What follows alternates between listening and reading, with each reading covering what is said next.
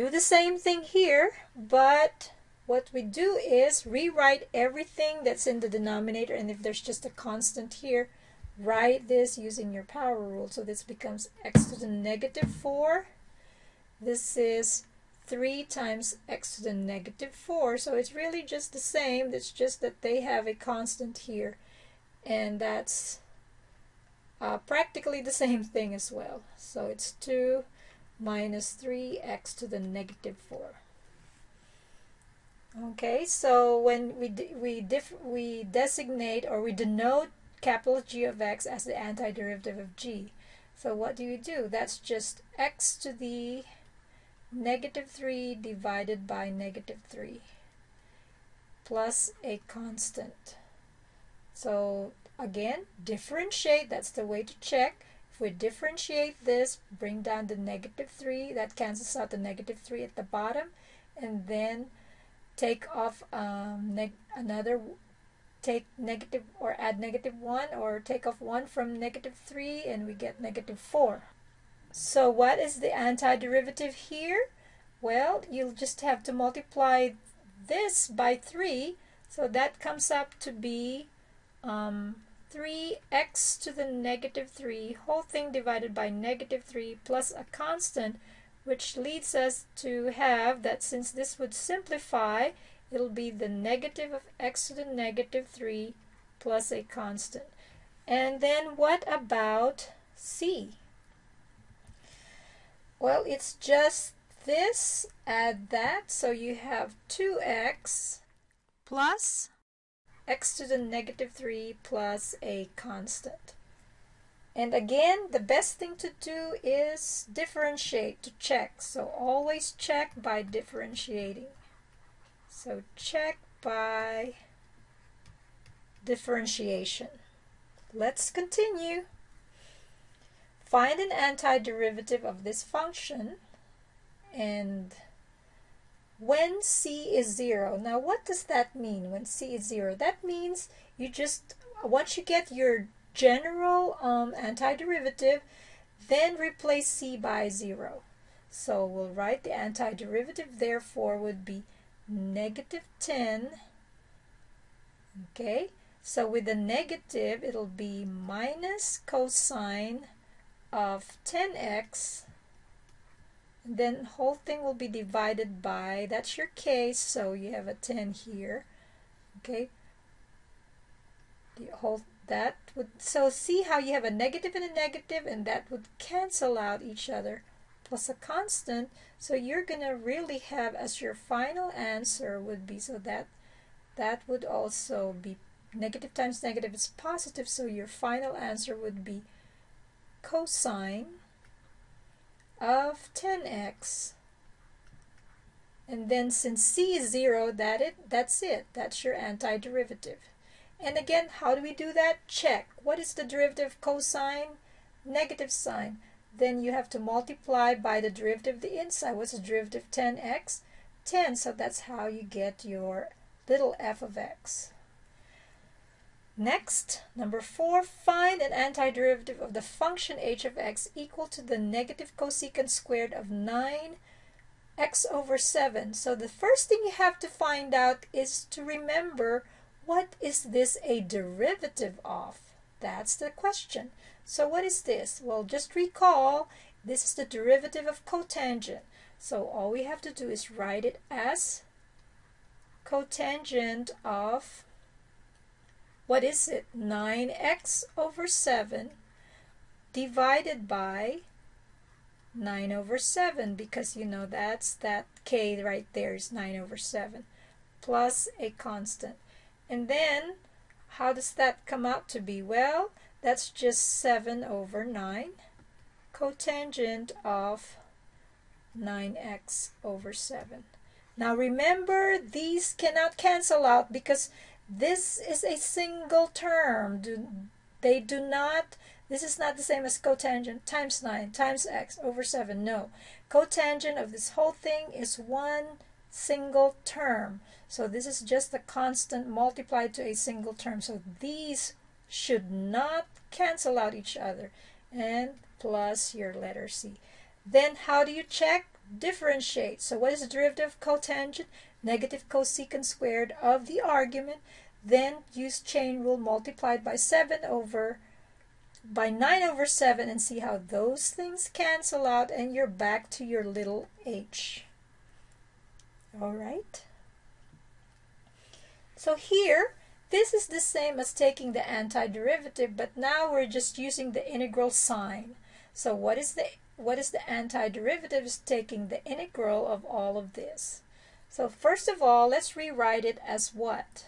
This is the integral of x to the negative 4 minus x to the 4 minus 1/9. Okay? Then multiplied by all thing by dx. So this is equal to, just take the antiderivative term by term. So that's going to be x to the negative 3, because you add divided by whatever is in here.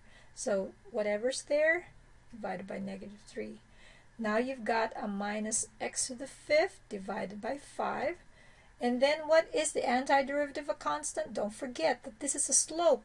So it's the line. So it's minus 1 over 9x plus c. Again, there's always safe when you're taking the antiderivative or the indefinite integral. It's always safe to check your answer, because you can always differentiate. And when you differentiate, you should get back whatever is inside the integral sign. All right, so find the most general antiderivative or indefinite integral of this one. What do we do here? We rewrite this as the integral of 9 times x to what? Raised to a 5th dx. And what do we do from here?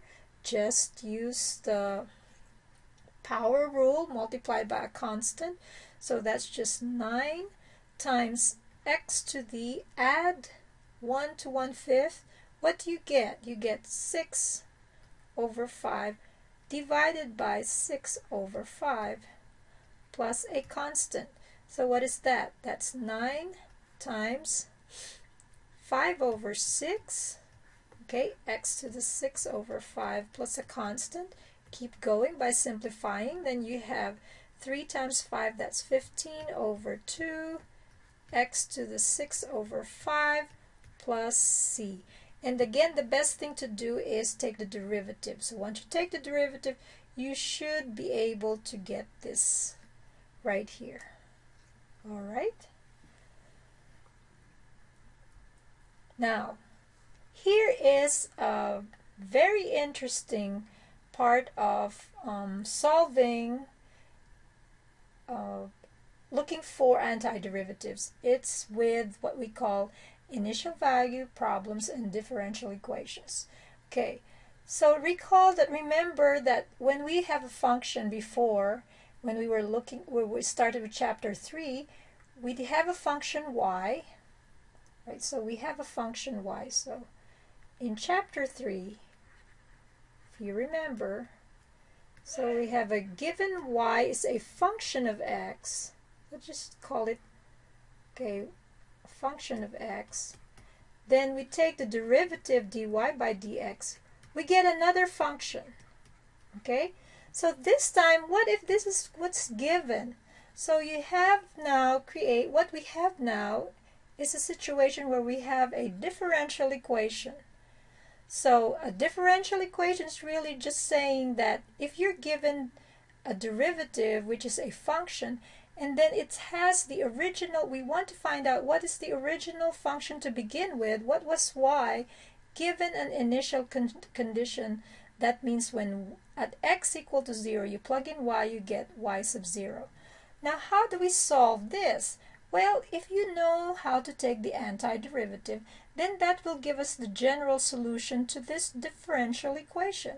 So suppose y is equal to that f of x plus c, which is the general solution. So that's what we've been doing so far, right?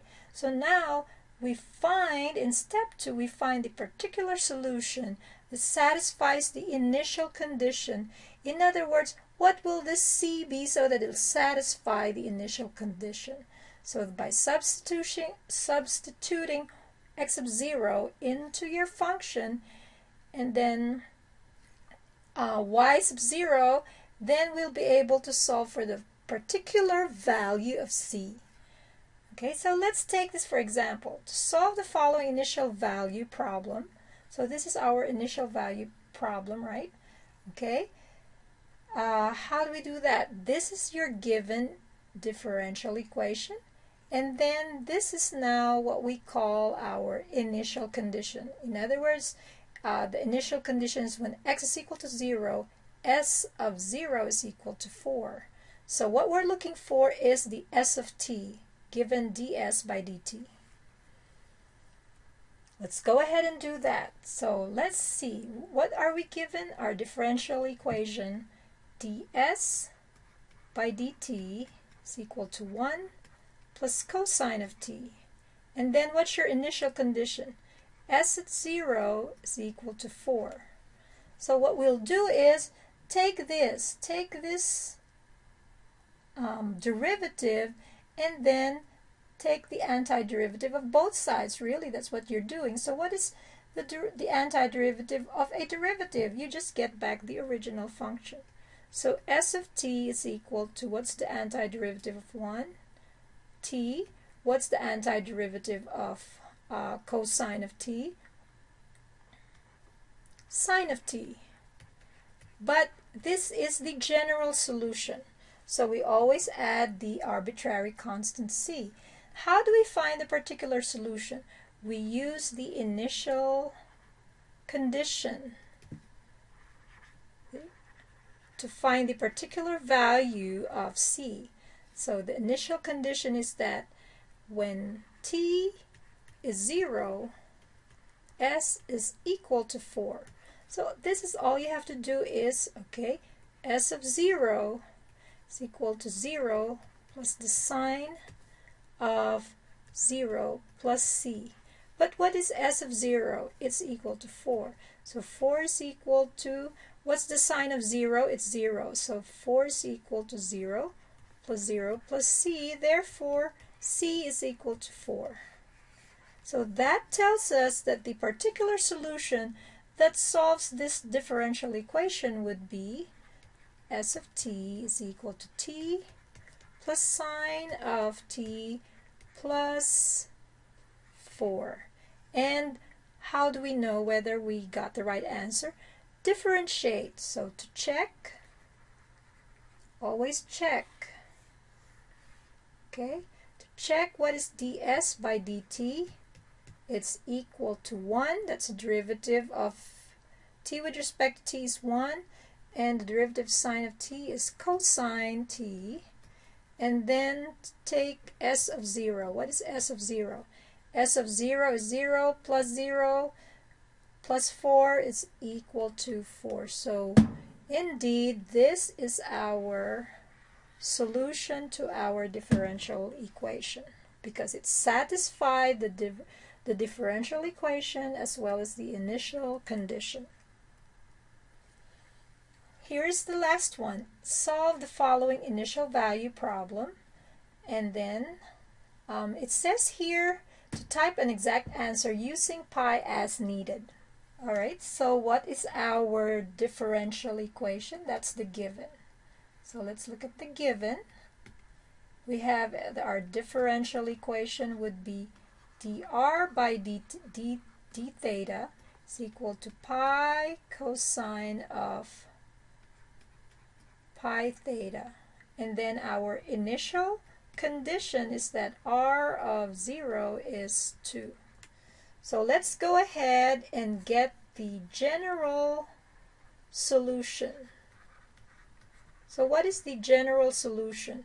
Since this is the derivative, that means r of theta is equal to, just take the antiderivative of the right side. So what is the antiderivative of the right side? It will be the negative of cosine, the negative of sine of pi theta. And then remember there's pi here, so let's start over.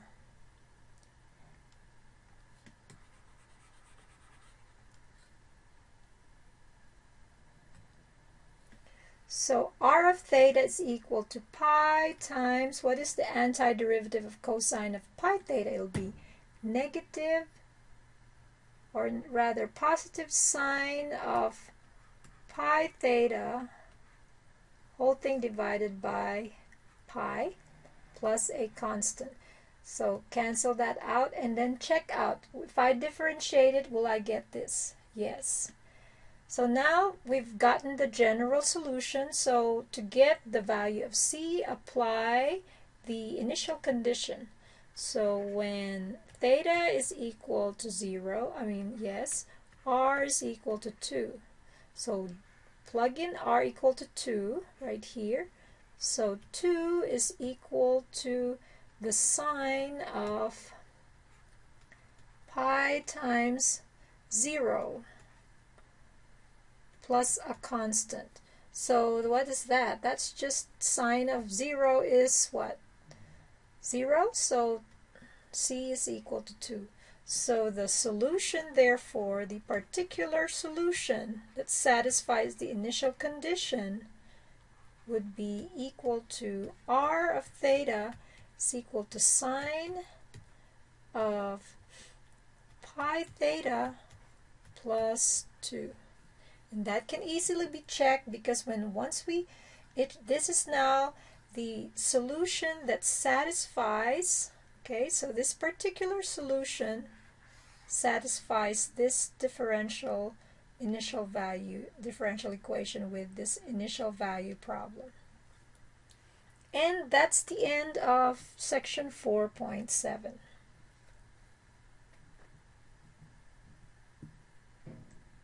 Now, what's next? Do your homework. Enjoy, have fun. Happy turkey.